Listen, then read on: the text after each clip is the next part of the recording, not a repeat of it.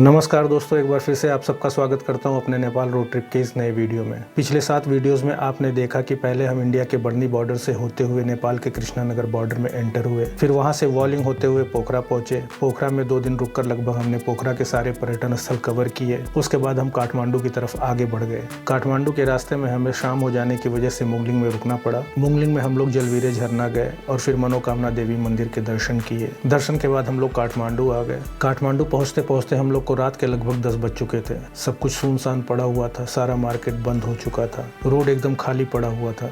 ऐसे में अच्छा बजट होटल कहाँ मिलेगा, किससे पूछें, कुछ समझ में नहीं आ रहा था। फाइनली कुछ देर चलते चलते हमें एक दुकान खुली हुई दिखी। रुक कर वहाँ हम होटल के बारे में जानकारी लेने लगे। हमारी गाड़ी का यूपी नंबर देखकर हमारी ही इंक्वायरी शुरू हो गई। कहाँ से आए, स्कूटी से कैसे आए, कितने दिन लगे, कितना फ्यूल लगा, और बहुत सारी पूछताछ के बाद ही हमें होटल की जानकारी दी गई। इस पूरे प्रोसेस में हमें लगभग रात के 11 साढ़े 11 बज गए थे।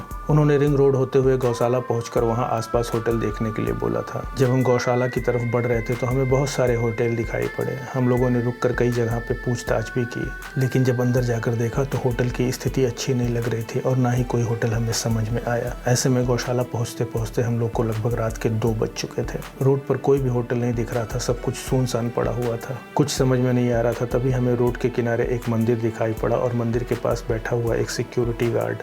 हमने जब सिक्योरिटी गार्ड से होटल के बारे में पूछताछ की तो उसने सामने ही एक होटल दिखा दिया। अब हमने भी मन बना लिया था कि इस समय जो भी होटल मिलेगा, जैसा भी होगा, हम लोग आज रात वहीं रुक जाएंगे। हमने जब होटल का कॉल बेल दबाया तो पहली मंजिल से होटल का मैनेजर बाहर निकला। बातचीत करने पर पार्किंग की समस्या आ गई। रोड पर स्कूटी छोड़ना सेफ नहीं लग रहा था। हम लोग सोच ही रहे थे, तभी होटल के मैनेजर ने बोला, आप लोग अच्छे से सोच लो फिर बताओ, और फिर वो अंदर चला गया। कुछ देर सोच विचार करने के बाद हमने सिक्योरिटी गार्ड से बात किया तो वो गाड़ी खड़ी करने के लिए तैयार हो गया, लेकिन उसने शर्त रखी कि गाड़ी 10 बजे से पहले हटानी होगी। हम तैयार हो गए, स्कूटी वहीं खड़ी की, सिक्योरिटी गार्ड को धन्यवाद बोला और होटल में आ गए। होटल में पहुंचकर देखा तो कुछ भी अच्छा नहीं लग रहा था। बहुत ही ज़्यादा गंदगी थी, बदबू बहुत ज़्यादा आ रही थी। खैर किसी तरीके से एक रात तो काटना ही था, इसलिए हम लोग चेंज करके सो गए। थोड़ी देर बाद कुछ काटने की वजह से उठना पड़ा। लाइट जलाकर देखा तो बिस्तर में बहुत सारे खटमल थे। बच्चा गहरी नींद में सो रहा था, लेकिन खटमल की वजह से बार बार परेशान हो रहा था। ऐसे में रात भर लाइट जलाकर खटमल मारते हुए बीता। सुबह के लगभग 5 बजे के आसपास आंख लगी, लेकिन ज़्यादा देर तक सो नहीं सका। 7 बजे के आसपास मेरी आंख वापस खुल गई। आसपास का जायजा लेने के लिए होटल के नीचे पहुंचा तो पता चला हम पशुपतिनाथ मंदिर के बिल्कुल पास में ही है।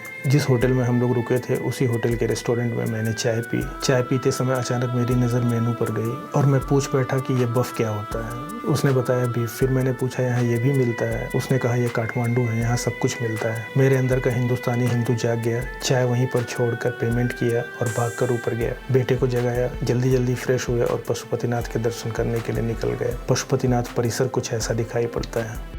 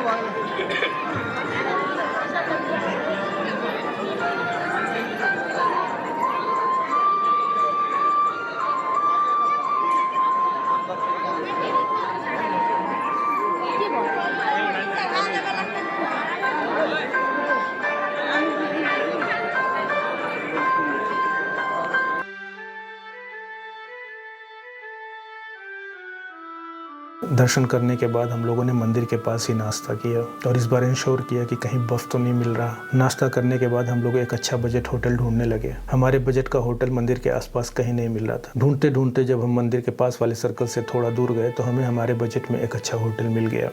इसका टैरिफ था 1100 इंडियन रुपीज़। होटल में रूम बुक कर लिया और पुराने होटल जाकर फटाफट सारा सामान और स्कूटी लेकर नए होटल में आ गए। होटल काफ़ी अच्छा था और अब तक के हमारे नेपाल के होटल में सबसे महंगा और सबसे अच्छा होटल था। सबसे पहले 3-4 घंटे के लिए हम लोग यहाँ सो गए और फिर निकल गए मार्केट में हम लोगों ने कुछ ज़रूरी खरीदारी की, जैसे कि धूप में चलने की वजह से हमारा पूरा शरीर टैन हो गया था। सनबर्न की वजह से पूरा शरीर काला पड़ गया था। तो हमने विंड शीटर खरीदा, ग्लव्स खरीदा। दूसरा, किसी भी लोकेशन पर जाने के लिए हमें रास्ता ढूंढने में काफ़ी दिक्कत हो रही थी, इसलिए गूगल मैप की ज़रूरत पड़ी। गूगल मैप के लिए मोबाइल स्टैंड ज़रूरी हो गया था जिसे हम अपनी स्कूटी पर लगा सकते। ये सारी चीज़ें खरीद कर मैकेनिक से मोबाइल स्टैंड इंस्टॉल कराकर हम लोग स्वयंभूनाथ चले गए। स्वयंभूनाथ काठमांडू के पश्चिम में एक पहाड़ी पर स्थित है। स्वयंभूनाथ का बौद्ध धर्म के अनुयायियों में काफ़ी महत्व है। ये स्थान बौद्ध धर्मावलंबियों के लिए बहुत ही पवित्र स्थल है। तिब्बती बौद्ध धर्म के अनुयायियों के लिए भी बौद्धनाथ के बाद इसका ही महत्व है। स्वयंभूनाथ यूनेस्को साइट में भी सम्मिलित है। इसका संबंध काठमांडू घाटी के निर्माण से जोड़ा जाता है। ये काठमांडू घाटी के पश्चिम में लगभग 77 मीटर की ऊंचाई पर स्थित है। इसके चारों ओर बनी हुई आंखों के बारे में कहा जाता है कि ये भगवान बुद्ध की आंखें हैं जो हमारे ऊपर नज़र रखे हुए हैं।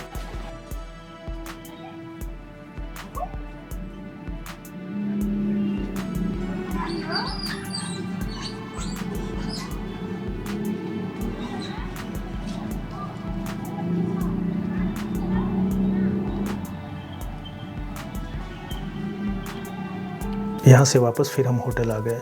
इसके आगे की जानकारी अगले वीडियो में दोस्तों। तब तक के लिए धन्यवाद। नमस्कार।